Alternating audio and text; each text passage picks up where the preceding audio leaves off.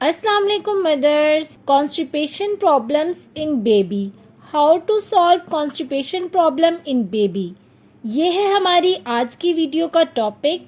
आज की वीडियो में हम आपके साथ 9 रेमेडीज शेयर करेंगे। इसके अलावा हम आपको बच्चों की कब्ज की वजूहात और अलामात भी बताएंगे, तो आप हमारी वीडियो को एंड तक देखें। हमारे चैनल मदर डायरी को सब्सक्राइब कर लें। तो चलिए स्टार्ट करते हैं। कॉन्स्टिपेशन क्यों होती है? नंबर 1, कॉन्स्टिपेशन में भूख, पानी की कमी और खाने के औकात की डिस्टर्बेंस शामिल है। नंबर 2, डब्बे का दूध इस्तेमाल करने से।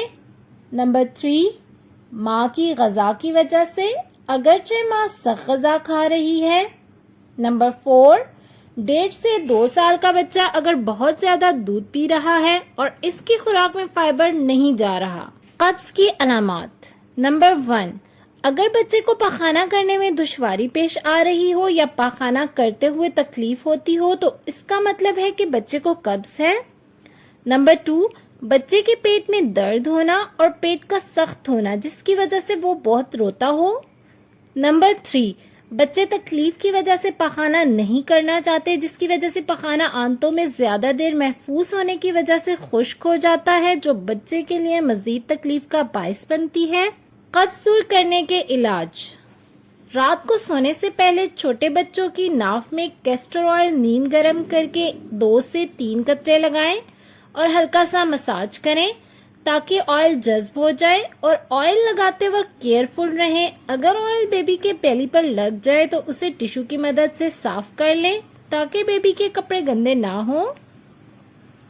नंबर 2, 1 कप नीम गर्म दूध लें, उसमें 2 से 3 कतरे कैस्टर ऑयल शामिल करके बेबी को पिलाएं। नंबर 3, एक छोटा सा टॉवल ले लें, इसको आयरन की मदद से हल्का गर्म कर लें, फिर इससे बेबी के पेट का मसाज करें। ये आप रात को सोने से पहले और नहाने से पहले करेंगे ताकि बेबी रिलैक्स हो जाए। नंबर 4, 1 कप नीम गर्म पानी लें, इसमें 1 चम्मच इसबगोल का छिलका शामिल करके इसे अच्छी तरह से मिक्स कर लें और बच्चे को पिलाएं। नंबर 5, 1 कप नीम गर्म पानी लें, इसमें 1 चम्मच पिसे हुए सौंफ मिलाकर उसे अच्छी तरह से मिक्स कर लें और ये रात को सोने से पहले बच्चे को पिलाएं। नंबर 6, बच्चों को पानी ज्यादा से ज्यादा पिलाने की कोशिश करें और फिजिकल गेम्स में इन्वॉल्व रखें। नंबर 7, बच्चों का मसाज करें और साथ में एक्सरसाइज करवाएं, पेट की, टांगों की, ताकि बेबी की खुराक इजीली डाइजेस्ट हो सके और बेबी एक्टिव रहे। नंबर 8, आफ्टर 6 मंथ बेबी की सॉलिड ग़ज़ा के साथ पानी ज्यादा से ज्यादा पिलाएं।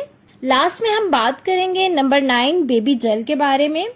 ये बच्चों के कैप्सूल होते हैं जो कि पाखाने के रास्ते यानी एनल के रास्ते बच्चों को एंटर करते हैं। इससे बहुत ही आराम से कॉन्स्टिपेशन और गैस रिलीफ हो जाती है विदाउट एनी पेन। इससे बच्चे को बिल्कुल भी तकलीफ नहीं होती। इसका नाम बेबी जेल है। क्या आप जानते हैं आउट ऑफ कंट्रीज में अगर बच्चे को बुखार भी हो तो 12 साल से नीचे बच्चों को कोई भी खाने या पीने की दवाई नहीं दी जाती। बुखार की मेडिसिन भी सेम है लाइक पैरासीटामोल, इसको भी वहाँ पर एनएल ही के जरिए इंसर्ट किया जाता है। अगर आपके बच्चे को इन रेमेडीज से इफेक्ट नहीं हो रहा तो आप बेबी जेल इस्तेमाल कर सकती हैं। ये बहुत इफेक्टिव चीज है।